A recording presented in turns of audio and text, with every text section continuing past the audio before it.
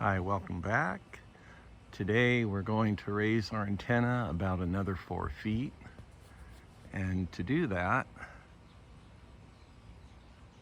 we're using outdoor umbrella pole, which works really well for this antenna. I've had this antenna up close to a couple years, and last winter we had probably 80-mile-an-hour winds, and this antenna was really bending, but the pole held firmly, so I'm pretty comfortable adding another section to it to raise it a little bit. And I don't think I want to add any more sections. I want to try to keep it below the tops of the tree because we do get thunderstorms here, and I don't want it to be the antenna to be the tallest object in my yard. What I really like about this outdoor antenna pole, it's really sturdy, and you can just keep adding sections together to gain a little more height. Now, I'm probably approaching the maximum I can do this because it is in sections, so it's inherently going to be a little bit weaker at those sections. But like I said, it's withstood 80-mile-an-hour winds and has done really well. So let's get to work on this. And it's going to be pretty easy to mount. The way I have this mounted on the shed here, we're just going to connect it into this pole and then just push it up and clamp it down. As you can see, as it goes way up there. Now I've already have the section I'm going to use, and I spray painted it to match the color of the other poles that are the antennas mounted on. All right, the first thing we're going to need to do is cut a hole in the pole that we are going to mount the new pole to so they can lock into place.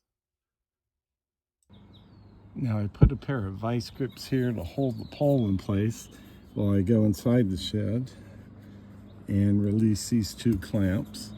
And then we should just be able to feed it up and then clamp it again here and tighten it up.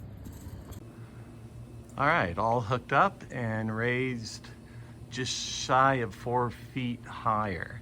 And I probably won't go any higher. I might, but I'll probably wait a year or so and see how it does this winter in the wind. And if it seems pretty stable, I might raise it another 4 feet, but I don't want to go too high or that pipe could possibly fail. Another benefit I just noticed is my SWR is a little bit lower on the upper band. So let me show you this. On channel 1, we are at test 1, 2, 3, test 1, 2, 3, 1.1. And on channel 40, test 1, 2, 3, test 1, 2, 3. We're at about a 1.2, 1.3. Before I raised the antenna, on channel 40, I was closer to 1.4. It would flash between 1.3 and 1.4. So I've lowered that almost 1 SWR unit. So I'm very pleased with that. All right, I'm going to switch gears here and share a few photos of a vacation the family just took to Italy. We visited 4 locations. We started in Venice, went to Florence, then we went to Rome and finished off in Sorrento.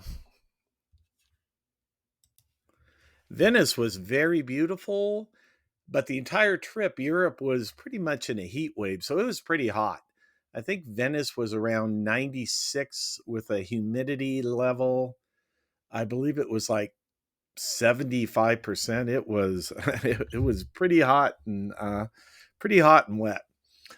But we had a good time there, and we were actually there when Jeff Bezos was getting married. Talk about timing. But as much as the media showed, we saw him twice while we were there, but really didn't disrupt our vacation at all. And then kind of a humorous photo here. we were on a water taxi and we happened to be going by the hotel he was staying out there, and he was out on the dock getting ready to go on a boat. And I waved to him, and much to the horror of my family, he waved back. I think I embarrassed him, but I thought it was pretty funny.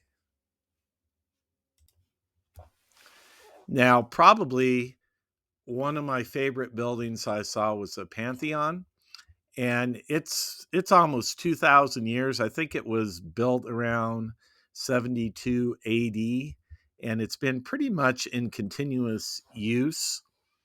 So it looks, at least the inside looks pretty much like it did the time it was built. And cool thing about it, a lot of the domes you see around the world were inspired by this building. Our own capital was inspired by the Pantheon.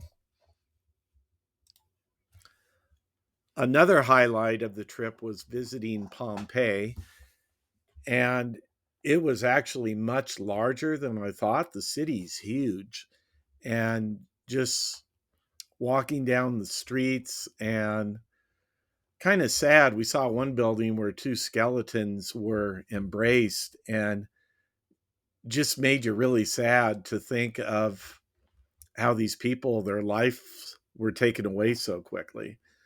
But really enjoyed that part of our trip.